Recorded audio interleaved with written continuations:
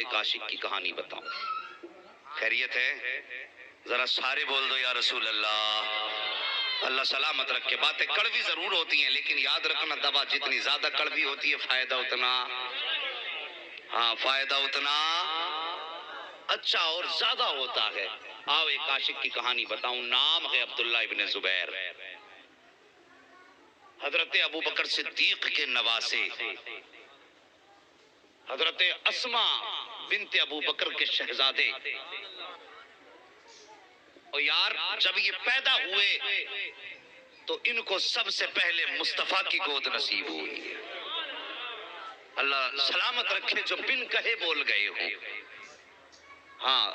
اگر کہہ کے بولیں تب بھی اللہ مدینہ دکھا دے. ارے ادھر والے بھی بول دیں اگر کوئی قرضہ اور خرچہ نہ ہوتا ہو تو بولیں ذرا یا رسول اللہ. اللہ سلامت رکھے. مجھے پتا نہیں تھا جلسہ سنتے سنتے اتنے تھک گئے ہیں کہ لوگ بغیر کہے بولتے ہی نہیں ہیں. خیر تمہاری مرضی ہے. اللہ سلامت رکھے. جس کو بات اچھی لگے صرف وہی بولے اور جس کو بات اچھی نہ لگے وہ اپنی جیب میں اپنی آواز رکھے.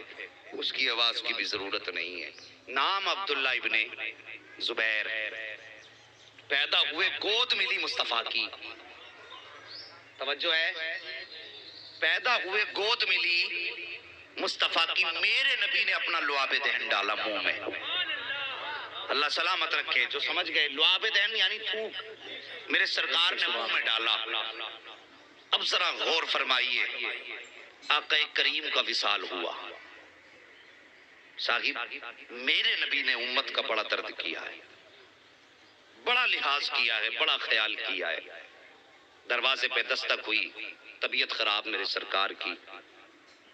حضرت فاطمہ زہرا فرماتی کون؟ کہا نبی سے ملنا ہے.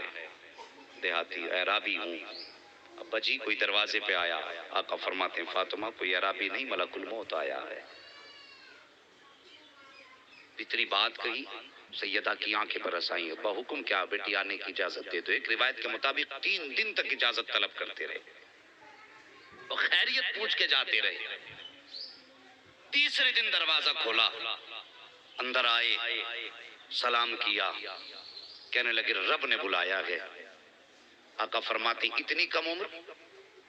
ابھی ٹھہر جاؤ جبریل کو آنے دو. میں اس ذات کی بات کر رہا ہوں موت جس کے اشارے کی منتظر ہے. سبحان اللہ سبحان اللہ. کہتے جبریل کو آنے دو. جبریل آئے. کہا جبریل بتا تو صحیح اتنی کم عمر 90 کا وعدہ تھا 63 سال ہوئی ہے کیا معاملہ ہے؟ جبریل امین گئے. رب کی بارگاہ میں تیرا محبوب یہ فرما رہا ہے. رب نے فرمایا جبریل جاؤ میرے محبوب سے پوچھو جو ان کی مرضی ہوگی اسی حساب سے عمر بڑھا دی جائے گی.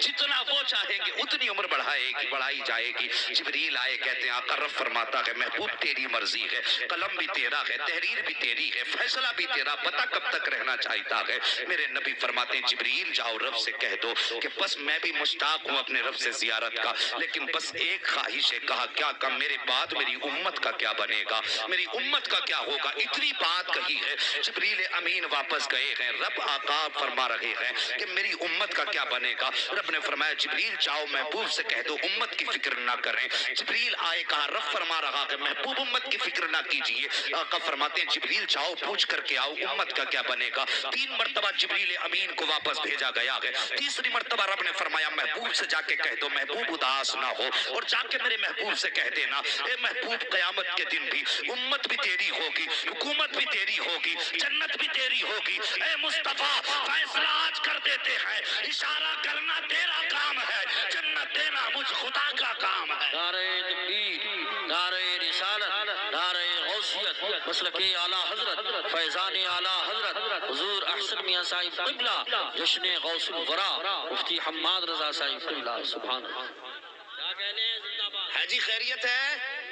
ذرا سارے بولتے ہیں سبحان اللہ.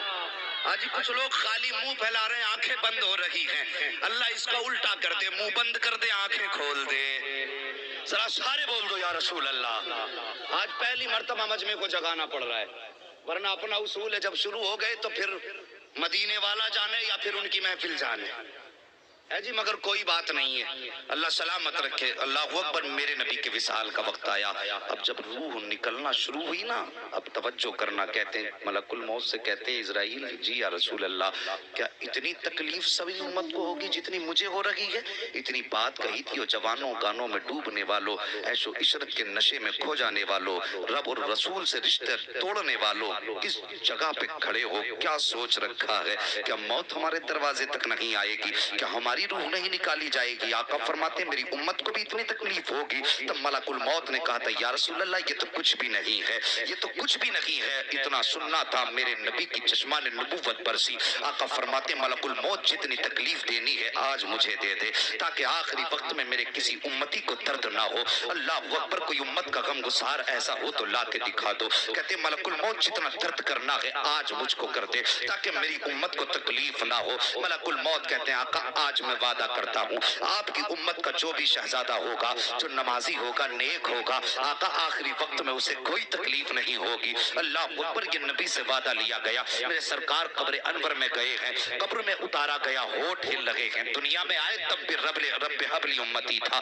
جب قبر میں گئے تب بھی رب حبلی امتی ہے۔ میں کہنا یہ چاہتا ہوں آقا کے وصال کے بعد صحابہ دیوانوں کی طرح مچل رہے تھے۔ آقا کریم کی خود کی سواری کا معاملہ یہ تھا، ہر گلی میں آقا کو تلاش کرتا پھرتا تھا۔ آقا کریم کی سواری جس کا نام یافور تھا، گلیوں میں جاتا ڈھونڈتا، کبھی سوچتا میں ان گلیوں سے محبوب کے ساتھ گزرا کرتا تھا، کبھی خیال آتا ان گلیوں سے گزرا کرتا تھا۔ جب آقا کو کہیں نہیں پایا، اس نے کنویں میں چھلانگ لگا کر کے 3 دن کے بعد اپنے آپ کو ہلاک کر دیا تھا۔ اللہ اکبر، یہ تو جانوروں کی کہانی کا بیان کر رہا ہوں۔ اب ذرا جبریل، اللہ اکبر، اب حضرت بلال کی داستان سن لو۔ حضرت بلال گلیوں میں روتے پھرتے تھے، کبھی جنگلوں کی طرف دوڑتے تھے، کبھی کہیں جایا کرتے تھے، آواز دے دے کے نبی کو پکارا کرتے تھے۔ یہی حال ابو بکر صدیق کی محبت کا بھی تڑپا کرتے تھے، اور اتنا رویا کرتے تھے، لو بیان کیا گیا کہ حالت نماز میں آپ کے دل کے اندر سے ایسی آوازیں آیا کرتی تھی جیسے ہنڈیا کے کھولنے کی آواز آیا کرتی ہے۔